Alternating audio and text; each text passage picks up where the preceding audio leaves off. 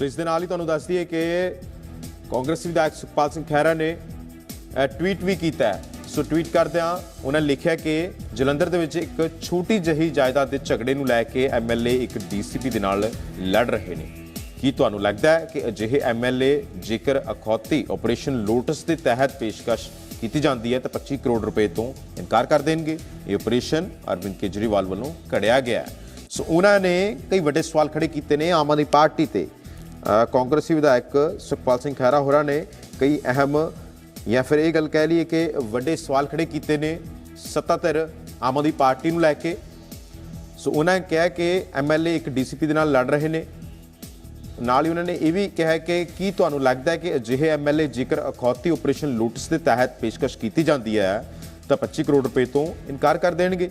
ਇਹ ਆਪਰੇਸ਼ਨ ਅਰਵਿੰਦ ਕੇਜਰੀਵਾਲ ਵੱਲੋਂ ਘੜਿਆ ਗਿਆ ਹੈ। ਆਪਰੇਸ਼ਨ ਲੋਟਸ ਜਿਹੜਾ ਉਹ ਅਰਵਿੰਦ ਕੇਜਰੀਵਾਲ ਵੱਲੋਂ ਘੜਿਆ ਗਿਆ, ਇਹ ਕਹਿਣਾ ਹੈ ਸੁਖਪਾਲ ਸਿੰਘ ਖਹਿਰਾ ਹੋਰਾਂ ਦਾ। ਸੋ ਦੱਸਦੇ ਕਿ ਲਗਾਤਾਰ ਇਹ ਵੀ ਮਾਮਲਾ ਹੁਣ ਭਖਦਾ ਹੋਇਆ ਨਜ਼ਰ ਆ ਰਿਹਾ।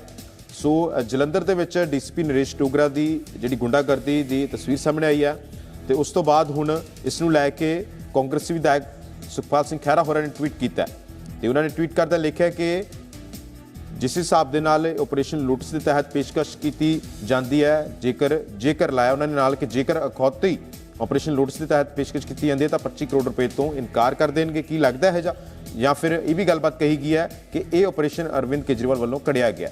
ਤੇ ਨਾਲ ਹੀ ਤੁਹਾਨੂੰ ਹੁਣ ਦੱਸ ਦਈਏ ਕਿ ਜਲੰਧਰ 'ਚ ਡੀਸੀਪੀ ਨਰੇਸ਼ ਡੋਗਰਾ ਦੀ ਜਿਹੜੀ ਗੁੰਡਾਗਰਦੀ ਸਾਹਮਣੇ ਆਈ ਆ ਉਸ ਤੇ ਤਹਿਤ ਜੇਕਰ ਸੀਨੀਅਰ ਪੁਲਿਸ ਅਫਸਰਾਂ ਦੀ ਕਾਰਵਾਈ ਦੀ ਗੱਲਬਾਤ ਕੀਤੀ ਜਾਏ ਤਾਂ ਡੀਸੀਪੀ ਨਰੇਸ਼ ਡੋਗਰਾ ਤੇ SC ST ਐਕਟ ਤਹਿਤ ਮਾਮਲਾ ਦਰਜ ਹੋ ਚੁੱਕਿਆ ਤੇ ਪੁਲਿਸ ਕਮਿਸ਼ਨਰ ਨੇ ਮਾਮਲੇ ਦੀ ਡੂੰਘਾਈ ਦੇ ਨਾਲ ਜਾਂਚ ਪੜਤਾਲ ਕਰਨ ਦੇ ਆਦੇਸ਼ ਵੀ ਜਾਰੀ ਕੀਤੇ ਨੇ।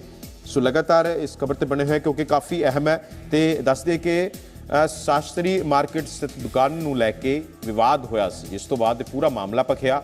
ਸੋ ਰਾਜੀਨਾਮੇ ਦੇ ਲਈ ਹਾਲਾਂਕਿ ਇੱਕ ਦਫ਼ਤਰ ਦੇ ਵਿੱਚ ਜ਼ਰੂਰ ਇਕੱਠੇ ਹੋਏ ਸਨ ਦੋਵੇਂ ਧਿਰਾਂ।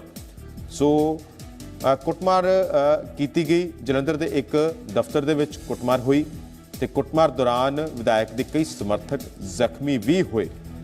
ਸੋ ਹਾਲਾਂਕਿ ਇਸ ਤੋਂ ਬਾਅਦ ਉਹਨਾਂ ਨੇ ਦਫ਼ਤਰ ਦੇ ਬਾਹਰ ਕਾਫੀ ਪ੍ਰਦਰਸ਼ਨ ਕੀਤਾ ਡੀਸੀਪੀ ਡੋਗਰਾ ਦੇ ਖਿਲਾਫ। ਸੋ ਲੋਕਾਂ ਨੇ ਪ੍ਰਦਰਸ਼ਨ ਕੀਤਾ ਤੇ ਸਖਤ ਕਾਰਵਾਈ ਦੀ ਮੰਗ ਵੀ ਕੀਤੀ ਤਾਂ ਜਿਸ ਦੇ ਤਹਿਤ ਡੀਸੀਪੀ ਡੋਗਰਾ ਤੇ SC ST ਐਕਟ ਤਹਿਤ ਮਾਮਲਾ ਵੀ ਦਰਜ ਹੋ ਚੁੱਕਿਆ ਹੈ ਤੇ ਪੁਲਿਸ ਕਮਿਸ਼ਨਰ ਨੇ ਮਾਮਲੇ ਦੀ ਜਾਂਚ ਦੇ ਹੁਕਮ ਵੀ ਜਾਰੀ ਕਰ ਦਿੱਤੇ। ਤੇ ਇਸ ਨੂੰ ਲੈ ਕੇ ਹੁਣ ਜੇਕਰ ਗੱਲ ਕੀਤੀ ਜਾਏ ਤਾਂ ਫੋਨ ਲਾਈਨ ਤੇ ਸਾਡੇ ਨਾਲ ਕਾਂਗਰਸੀ ਵਿਧਾਇਕ ਸੁਖਪਾਲ ਸਿੰਘ ਖਹਿਰਾ ਮੌਜੂਦ ਨੇ। ਖਹਿਰਾ ਸਾਹਿਬ, ਜ਼ੀ ਮੀਡੀਆ ਤੇ ਸਵਾਗਤ ਹੈ ਜੀ ਤੁਹਾਡਾ। ਹਾਂਜੀ, ਸ਼ੁਕਰੀਆ। ਖਹਿਰਾ ਸਾਹਿਬ, ਕੀ ਕਹੋਗੇ ਜੋ ਇਹ ਕੁੱਟਮਾਰ ਦਾ ਜਿਹੜਾ ਮਾਮਲਾ ਜਲੰਧਰ ਤੋਂ ਸਾਹਮਣੇ ਆਇਆ? ਮੈਂ ਤਾਂ ਸਿਰਫ ਇਹ ਕਹਿਣਾ ਚਾਹੁੰਦਾ ਕਿ ਇਹ ਐਮਐਲਏ ਦਾ ਕੰਡਕਟ ਦੇਖੋ ਤੁਸੀਂ। ਪਿਛਲੇ 6 ਮਹੀਨਿਆਂ ਤੋਂ ਇਹ ਕਦੀ ਕਿਸੇ ਦੇ ਗੱਲ ਪੈਂਦੇ ਨੇ, ਕਦੀ ਕਿਸੇ ਦੇ ਗੱਲ ਪੈਂਦੇ ਨੇ ਜੀ।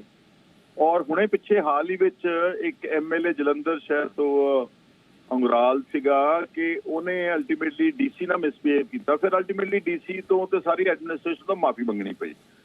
ਇਸ ਕਰਕੇ ਦੇ ਸ਼ੁੱਡ ਰਿਅਲਾਈਜ਼ ਕਿ ਸਾਡਾ ਐਮਐਲਏ ਦਾ ਕੰਮ ਇਹ ਨਹੀਂਗਾ ਕਿ ਅਸੀਂ ਜਾ ਕੇ ਪੁਲਿਸ ਦੇ ਕੰਮਕਾਰ ਵਿੱਚ ਮੁਦਾਖਲਤ ਕਰੀਏ। ਇੱਕ ਵਿਅਕਤੀ ਸ਼ਾਸਤਰੀ ਨਗਰ ਦਾ ਇਲਜ਼ਾਮ ਲਾ ਰਿਹਾ ਕਿ ਮੇਰੀ ਪ੍ਰੋਪਰਟੀ ਨੂੰ ਡੈਮੇਜ ਕਰਨ ਦੀ ਕੋਸ਼ਿਸ਼ ਕਰ ਰਹੇ ਨੇ ਕੁਝ ਲੋਕ, ਤੇ ਉੱਥੇ ਸਪੌਟ ਤੇ ਪਹੁੰਚ ਜਾਂਦੇ ਨੇ ਔਰ ਫਿਰ ਪੁਲਿਸ ਨਾਲ ਝਗੜਾ ਕਰਦੇ ਨੇ, ਸ਼ੋਰ ਸ਼ਰਾਬਾ ਕਰਦੇ ਨੇ, ਧੱਕਾ ਮੁੱਕੀ ਕਰਦੇ ਨੇ। ਠੀਕ ਹੈ, ਪਰਚਾ ਪਤਾ ਨਹੀਂ ਕਿਹਦੇ ਤੇ ਪੁਲਿਸ ਤੇ ਦਰਜ ਕਰੋ, ਸਰਕਾਰ ਇਹਨਾਂ ਦੀ ਆ, ਚੀਫ ਮਿਨਿਸਟਰ ਉਹ ਤੋਂ ਹੁਕਮ ਦੇ ਦਿੱਤੇ ਹੋਣੇ ਆ ਕਿ ਫਲਾਣੇ ਬੰਦੇ ਤੇ ਪਰਚਾ ਦਰਜ ਕਰ ਦਿਓ। But this is not the way that an MLA should be conducting his, business. और दूसरा मैं कहना चाहना कि एक पासे तुसीं कहने जी कि साडे MLA बड़े ईमानदार है, 25 करोड़ रुपया भी ठुकरा दिता है इन्होंने, हालांकि बोगस सारी गल सीगी। ਤੁਹਾਨੂੰ ਲੱਗਦਾ ਜਿਹੜੇ ਵਿਅਕਤੀ ਛੋਟੇ ਪ੍ਰਾਪਰਟੀ ਦੇ ਡਿਸਪਿਊਟ ਵਿੱਚ ਜਾ ਕੇ ਪੈ ਰਹੇ ਨੇ, ਛੋਟੀਆਂ ਗੱਲਾਂ ਜੇ 25 ਕਰੋੜ ਰੁਪਇਆ ਅਗਰ ਇਹਨਾਂ ਨੂੰ ਮਿਲਦਾ ਹੋਵੇ ਤਾਂ ਠੁਕਰਾਉਣਗੇ ਕਦੀ? ਇਸ ਕਰਕੇ ਸਾਰਾ ਇਹਨਾਂ ਨੂੰ ਐਮਐਲਏਜ਼ ਨੂੰ ਆਪਣੇ ਅਧਿਕਾਰ ਖੇਤਰ ਵਿੱਚ ਰਹਿ ਕੇ ਡੀਸੈਂਟਲੀ ਕੰਮ ਕਰਨਾ ਚਾਹੀਦਾ। ਅਗਰ ਤੁਹਾਨੂੰ ਲੱਗਦਾ ਕੋਈ ਫਰਜ਼ ਕਰੋ ਕਿਸੇ ਨਾਲ ਜ਼ਿਆਦਤੀ ਹੋ ਰਹੀ ਆ, ਤੁਸੀਂ ਕੰਪਲੇਂਟ ਦਿਓ ਨਾ ਪੁਲਿਸ ਨੂੰ। ਇੱਕ ਪੂਰਾ ਐਡਮਿਨਿਸਟ੍ਰੇਟਿਵ ਢਾਂਚਾ ਬਣਿਆ ਹੁੰਦਾ, ਆਪਣੀ ਕੰਪਲੇਂਟ ਲੌਂਚ ਕਰੋ, ਉਹ ਆਪੇ ਤਹਿਕੀਕਾਤ ਕਰਕੇ ਨੀਡਫੁਲ ਐਕਸ਼ਨ ਲੈਣਗੇ। ਇਹ ਤਾਂ ਕਾਨੂੰਨ ਨੂੰ ਆਪਣੇ ਹੱਥ 'ਚ ਸਿੱਧਾ ਲੈਣ ਲੱਗ ਗਏ ਨੇ, ਤਹਿਸੀਲਾਂ 'ਚ ਵੜਨ ਲੱਗ ਗਏ, ਥਾਣਿਆਂ 'ਚ ਵੜਨ ਲੱਗ ਗਏ। ਇਹ ਐਮਐਲਏ ਦੀ ਡਿਊਟੀ ਨਹੀਂ ਹੈਗੀ ਜੀ। मैं तो ऑनेस्टली दसा एमएलए दे कोल पर जो खैरा साहब जो जानकारी मिल रही है वो ये है कि डीसीपी द्वारा ਵਿਧਾਇਕ ਤੇ ਉਹਨਾਂ ਦੇ ਸਮਰਥਕਾਂ ਦੇ ਨਾਲ ਕੁੱਟਮਾਰ ਕੀਤੀ ਗਈ ਹੈ, ਇਹ ਕਿੰਨਾ ਕੁ ਜਾਇਜ਼ ਮੰਨਦੇ ਹੋ ਤੁਸੀਂ? ਮੈਨੂੰ ਇਹ ਗੱਲ ਦੱਸੋ, ਤੁਹਾਨੂੰ ਲੱਗਦਾ ਵਾ ਕਿ ਸਰਕਾਰ ਵਿੱਚ ਹੁੰਦਿਆਂ ਐਮਐਲਏ ਦੇ ਖਿਲਾਫ ਕਿਸੇ ਡੀਸੀਪੀ ਦੀ ਕੋਈ ਹਿੰਮਤ ਹੈ ਕਿਸੇ ਐਮਐਲਏ ਦੀ ਗੱਲ ਪੈ ਜਾਵੇ?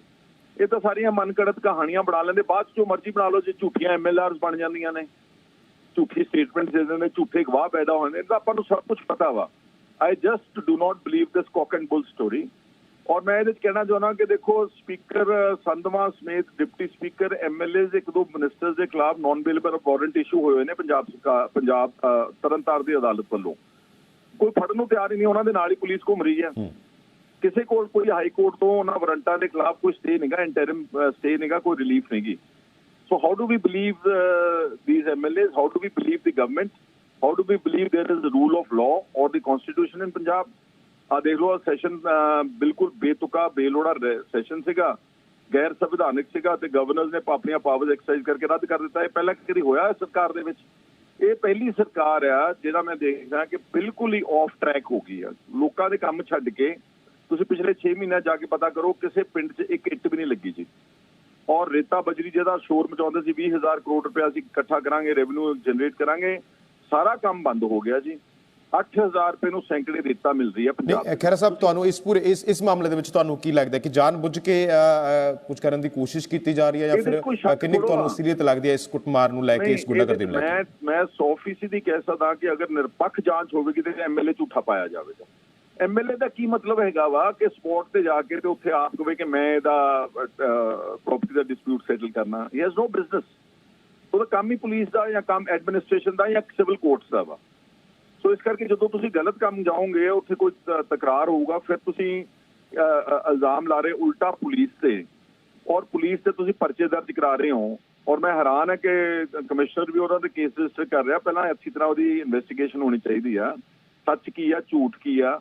ਕਿਉਂਕਿ ਤੁਸੀਂ ਇਹ ਗੱਲ ਮੇਰੀ ਅੱਛੀ ਤਰ੍ਹਾਂ ਜੱਗ ਜ਼ਾਹਰ ਹੈ ਕਿ ਇੱਥੇ ਝੂਠੀਆਂ ਐਮਐਲਆਰਸ ਬਣ ਜਾਂਦੀਆਂ ਜੀ, ਝੂਠੇ ਬਿਆਨ ਰਿਕਾਰਡ, ਝੂਠੀਆਂ ਐਫਆਈਆਰ ਦਰਜ ਹੁੰਦੀਆਂ। ਲੋ ਸਾਡੇ ਤੇ ਖਹਿਰਾ ਸਾਹਿਬ, ਹਾਲਾਂਕਿ ਜਿਹੜੇ ਸਮਰਥਕਾਂ ਦੀ ਕੁੱਟਮਾਰ ਕਰਨ ਦੀ ਜੇ ਗੱਲਬਾਤ ਆਖੀ ਜਾ ਰਹੀ ਹੈ, ਉਹ ਹੁਣ ਇਹ ਗੱਲ ਕਹਿ ਰਹੇ ਨੇ ਕਿ ਡੀਸੀਪੀ ਦੀ ਗ੍ਰਿਫਤਾਰੀ ਹੋਣੀ ਚਾਹੀਦੀ ਹੈ। ਦੇਖੋ, ਮੈਂ ਇਸ ਗੱਲ ਵਿੱਚ ਇਹ ਕਹਿਣਾ ਚਾਹੁੰਦਾ ਕਿ ਇਹਦੀ ਪਹਿਲਾਂ ਨਿਰਪੱਖ ਜਾਂਚ ਹੋਵੇ। ਆਫਟਰ ਆਲ ਕਿ ਜੇ ਪੁਲਿਸ ਵਾਲਿਆ ਕੋਈ ਆਪਣੀ ਡਿਊਟੀ ਕਰ ਰਿਹਾ, ਡਿਸਚਾਰਜ ਕਰ ਰਿਹਾ ਵਾ, ਉਹਨੂੰ ਰੋਲ ਦਿੱਤਾ ਗਿਆ ਵਾ, ਉਹਨੂੰ ਇੱਕ ਡੀਸੀਪੀ, ਉਹਨੂੰ ਇੱਕ ਇਲਾਕਾ ਦਿੱਤਾ ਗਿਆ, ਜੇ ਉੱਥੇ ਨਾ ਪਹੁੰਚੇ, ਜੇ ਨਾ ਰੋਕੇ, ਲਾਅ ਐਂਡ ਆਰਡਰ ਨੂੰ ਕੰਟਰੋਲ ਨਾ ਕਰੇ ਤੇ ਫਿਰ ਵੀ ਉਹਦੇ ਤੇ ਗਿਲਾ, ਤੇ ਜੇ ਉਹ ਕਰਦਾ ਵਾ ਤੇ ਫਿਰ ਤੁਸੀਂ ਉੱਤੇ ਪਰਚੇ ਦਰਜ ਕਰਦੇ ਹੋ। ਮੈਂ ਸਮਝਦਾ ਕਿ ਇਹਦੀ let there be a proper fair inquiry. ਔਰ ਜਲੰਧਰ ਦੇ ਬਾਹਰਲੇ ਕਿਸੇ ਜ਼ਿਲ੍ਹੇ ਤੋਂ ਬਿਊਰੋ ਆਫ ਇਨਵੈਸਟੀਗੇਸ਼ਨ ਤੋਂ ਚੰਡੀਗੜ੍ਹ ਇਨਕੁਆਇਰੀ ਕਰਾ ਲੈਣ ਤੇ ਤੱਥ ਤੁਹਾਡੇ ਸਾਹਮਣੇ ਸਾਰੇ ਆ ਜਾਣਗੇ। ਐਮਐਲਆਰ ਜ਼ਰੂਰ ਇਨਵੈਸਟੀਗੇਟ ਕਰਾਉਣ ਜੀ। ਸਾਰੀਆਂ ਸੱਟਾਂ ਝੂਠੀਆਂ ਲਾਉਂਦੇ ਨੇ ਲੋਕੀ, ਔਰ ਜਾ ਕੇ ਫੇਕ ਐਮਐਲਆਰਸ ਬਣਾ ਕੇ ਉੱਥੇ ਡਾਕਟਰ ਤੇ ਬੈਠੇ ਨੇ ਪ੍ਰੋਫੈਸ਼ਨਲਸ, ਚੀਚੀ ਵੱਢ ਕੇ ਆਪਣੀ ਤੇ 326 ਬਣਾ ਲੈਂਦੇ। ਇੱਕ ਨਹੀਂ ਅਨੇਕਾਂ ਬਣਦੀਆਂ ਨੇ। ਇਸ ਕਰਕੇ ਮੈਨੂੰ ਤਾਂ ਪੂਰਾ ਡਾਊਟ ਆ। ਪਰ ਹੁਣ ਕਿਤੇ ਨਾ ਕਿਤੇ ਉੱਥੋਂ ਦੇ ਜਿਹੜੇ ਖਹਿਰਾ ਸਾਹਿਬ ਜਿਹੜੇ ਸਥਾਨਕ ਲੋਕ ਨੇ ਜਾਂ ਫਿਰ ਵਪਾਰੀ ਨੇ, ਉਹ ਵੀ ਕਿਤੇ ਨਾ ਕਿਤੇ ਖਿਲਾਫ ਚੱਲਦੇ ਹੋਏ ਨਜ਼ਰ ਆ ਰਹੇ ਨੇ ਡੀਸੀਪੀ ਦੇ, ਤੇ ਕਿਤੇ ਨਾ ਕਿਤੇ ਗ੍ਰਿਫਤਾਰੀ ਦੀ ਮੰਗ ਕੀਤੀ ਜਾ ਰਹੀ ਹੈ। ਦੇਖੋ, ਐਮਐਲਏ ਦਾ ਇੰਨਾ ਕੁ ਰਸੂਖ ਹੁੰਦਾ ਨਾ ਕਿ 100 200 ਬੰਦਾ ਤਾਂ ਇਕੱਠਾ ਕਰ ਸਕਦਾ ਨਾ। ਸਾਰੇ ਨਹੀਂ ਨਾ ਕਹਿ ਸਕਦੇ ਆਪਾਂ ਜੀ। ਦੂਸਰੀ ਅਫੈਕਟਡ ਪਾਰਟੀ ਦਾ ਵਿਊ ਪੁਆਇੰਟ ਸੁਣੋ। ਜਿਹੜੇ ਕਹਿ ਰਹੇ ਅਸੀਂ ਸ਼ਿਕਾਇਤ ਕਰ ਰਹੇ ਹਾਂ, ਸਾਡੀ ਬਿਲਡਿੰਗ ਆ, ਉਹਨਾਂ ਦੀ ਬਿਲਡਿੰਗ ਦੇ ਵਿੱਚ ਜਾ ਕੇ ਜੋ ਵੀ ਮੁਦਾਖਲਤ ਕਰ ਰਹੇ, ਕਿਸੇ ਨੂੰ ਅਧਿਕਾਰ ਕੀ ਹੈਗਾ ਜੀ? ਉਹਨਾਂ ਦੇ ਖਿਲਾਫ ਕੋਈ ਐਕਸ਼ਨ ਕੀਤਾ ਪੁਲਿਸ ਗਵਰਨਮੈਂਟ ਨੇ? ਨੋ। So it's basically one-sided complete this action। ਔਰ ਇਹਦੀ ਪ੍ਰੋਪਰ ਫੇਅਰ ਇਨਕੁਆਇਰੀ ਹੋਣੀ ਚਾਹੀਦੀ ਹੈ outside of Jalandhar commissionerate. Khaira ਸਾਹਿਬ, ਧਮਕਾਉਣ ਦੀ ਵੀ ਗੱਲਬਾਤ ਸਾਹਮਣੇ ਆਈ ਹੈ ਕਿ ਧਮਕਾਇਆ ਵੀ ਗਿਆ ਕਿਤੇ ਨਾ ਕਿਤੇ। ਧਮਕੀ ਜੇਕਰ ਅਜਿਹਾ ਪੁਲਿਸ ਕਰਦੀ ਹੈ ਤਾਂ ਉਸ ਦੇ ਨਾਲ ਆਮ ਪਬਲਿਕ ਦੇ ਵਿੱਚ ਮੈਸੇਜ ਕਿਹੋ ਜਿਹਾ ਜਾਂਦਾ? ਮੈਂ ਤਾਂ ਕਹਿੰਦਾ ਕਿ ਇਹਦੀ ਜਾਂਚ ਹੋਣੀ ਚਾਹੀਦੀ ਹੈ। ਐਮਐਲਏ ਦੀ ਯਕੀਨ ਨਹੀਂ ਕਰ ਸਕਦੇ ਜੀ ਤੁਸੀਂ। ਇਹਨਾਂ ਦੇ ਐਮਐਲਏ ਤੁਸੀਂ ਦੱਸੋ ਨਾ ਮੈਨੂੰ, ਚੰਦ ਦਿਨ ਪਹਿਲਾਂ ਡੀਸੀ ਦੇ ਗੱਲ ਪੈਂਦੇ ਨੇ, ਫਿਰ ਮਾਫੀ ਮੰਗ ਲੈਂਦੇ ਨੇ, ਔਰ ਫਿਰ ਕਿੰਨੇ ਪੰਜਾਬ ਦੇ ਵਿੱਚ ਇੰਸੀਡੈਂਟਸ ਹੋਏ। ਇਹਨਾਂ ਦੀ ਕ੍ਰੈਡੀਬਿਲਿਟੀ ਕੀ ਹੈ ਐਮਐਲਏ ਦੀ? ਦੇਖ ਲਓ ਤੁਸੀਂ ਮੈਨੂੰ ਦੱਸੋ। ਜੇ ਆਦਾ ਹੋਵੇ ਨਾ ਕਿ ਬਹੁਤ ਕ੍ਰੈਡੀਟੇਬਲ ਪਰਸਨ ਹੈ ਜੀ, ਉਹਨੇ ਬਿਲਕੁਲ ਕਦੀ ਕੋਈ ਮਿਸਬਿਹੇਵ ਨਹੀਂ ਕੀਤਾ। ਕਿ ਇੱਥੇ ਐਮਐਲਏ ਇਹਨਾਂ ਦੇ 9 ਪਰਚੇ ਨੇ ਇਹਨਾਂ ਲੋਕਾਂ ਦੇ ਉੱਤੇ। ਇਸ ਕਰਕੇ ਮੈਨੂੰ ਤਾਂ ਇਹਨਾਂ ਦੀ ਕ੍ਰੈਡੀਬਿਲਿਟੀ ਬਹੁਤ 100% ਡਾਊਟਫੁਲ ਆ। ਔਰ ਫਿਰ ਵੀ ਇੱਕ ਪੁਲਿਸ ਆਫਸਰ ਇਨ ਯੂਨੀਫਾਰਮ ਹੈਗਾ ਵਾ, ਅਗਰ ਉਹਨੇ ਕੋਈ ਫਰਜ਼ ਕਰੋ ਕੋਈ ਗਲਤ ਉਹਦੇ ਤੇ ਇਲਜ਼ਾਮ ਲਾ ਰਹੇ ਹੋ, ਉਹਦੀ ਪ੍ਰੋਪਰ ਜਾਂਚ ਹੋਣੀ ਚਾਹੀਦੀ। ਐਮਐਲਆਰਸ ਇਨਵੈਸਟੀਗੇਟ ਜ਼ਰੂਰ ਕਰੋ, ਤੁਹਾਡੇ ਕੋਲ ਸਾਰਾ ਸੱਚ ਸਾਹਮਣੇ ਆ ਜਾਵੇਗਾ। ਔਰ SC/ST ਐਕਟ ਦਾ ਵੀ ਬੜਾ ਦੁਰਉਪਯੋਗ ਹੋ ਗਿਆ ਜੀ। Very easy to just lodge a complaint. ਜੇ ਕੁਛ ਨਹੀਂ ਕਿਸੇ ਹੋਰ ਪਾਸੇ ਫਸਦਾ ਤਾਂ SC ਐਕਟ ਵਿੱਚ ਫਸਾ ਲਓ ਇਹਦੀ ਵੀ ਜਿਹੜਾ ਗੈਜ਼ਟਡ ਆਫਸਰ ਕਿਸੇ ਡੀਐਸਪੀ ਦੀ ਇਨਕੁਆਇਰੀ ਤੋਂ ਪਹਿਲਾਂ ਦ ਰੂਲ ਸੇਜ਼ ਕਿ ਕਿਸੇ gazetted officer minimum to the rank of DSP ਤੋਂ ਇਨਵੈਸਟੀਗੇਸ਼ਨ ਤੋਂ ਪਹਿਲਾਂ ਉਹਦੀ ਕੋਕ ਤੋਂ ਪਹਿਲਾਂ ਪਰਚਾ ਦਰਜ ਨਹੀਂ ਹੋ ਸਕਦਾ। ਸੋ ਪੋਲੀਟੀਕਲ ਪ੍ਰੈਸ਼ਰ ਵਰਕ ਕਰਦਾ ਸਾਰੀ ਜਗ੍ਹਾ ਦੇ ਉੱਤੇ, ਤੁਹਾਨੂੰ ਠੀਕ ਸਭ ਹੈ। ਨੂੰ ਪਤਾ, ਮੇਰੇ ਕਹਿਣ ਦੀ ਲੋੜ ਨਹੀਂ।